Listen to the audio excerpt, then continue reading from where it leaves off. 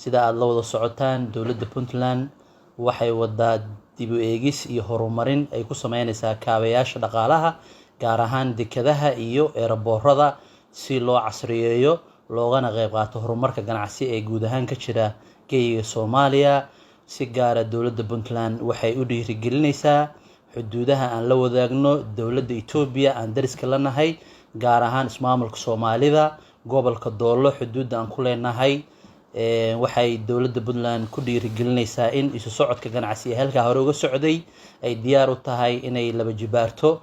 waxaana wasaaradda maaliyaddu ay soo saadhay amaro ay kaga qaadayso xayiraadda gaadiidka ka soo galaya xuduudaha inaan la weydiin wax canshuurta intriga ah si wanaagsan loo soo dhaweeyo si loo fududeeyo badeecadaha ay ka keenayaan dowladda Itoobiya iyo kuwa ay ka qaadayaan dekedaha Puntland gaar ahaan dekeda Boosaaso iyo dekeda Garaacad. dhammaan baraha kontaroolada ee ciidamada iyo saraakiisha wasaaradda maaliyadda iyo hay'adaha kale ee dowladdu waxaa lagu wargelinayaa in ay arintaas heegan u noqdaan si dhowna ay ula shaqeeyaan ganacsatada dowlad deegaanka Soomaalida ee Itoobiya ee soo galaya gudaha Puntland oo raba inay badeecado kala duwan kala degaan ama ka gataan gudaha Puntland.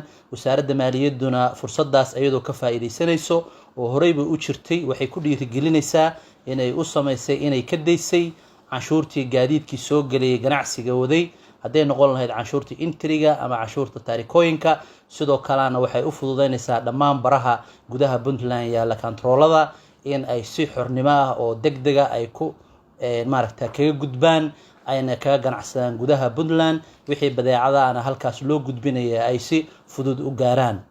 maanta fursaddan wasaaradda maaliyadda waxay ku cilaaminaysaa in dhammaan saraakiisha wasaaradda maaliyadda iyo saraakiisha ciidanka turbataariyada ee ku sugan baraha kontaroolada xuduudaha aan la wadaagno dowladda Itoobiya iyo maamul goboleedyada kale oo dariska la nahayba gaadiidka ganacsi ee gudaha Puntland soo galaya in la fududeeyo la soo dhaweeyo si loo gaaro horumar ay ku talaabsanayso bulshada iyo dowladda Puntlandba. fursadaasna aan uga faa'iideynayno in ay arkaan ganacsatada kale furfurnaan iyo soo dhaweyn iyo inay yimaadeen dhulkoodii dhul la mid ah. wassalaamu calaykum waraxmatullaahi wabarakaatuh.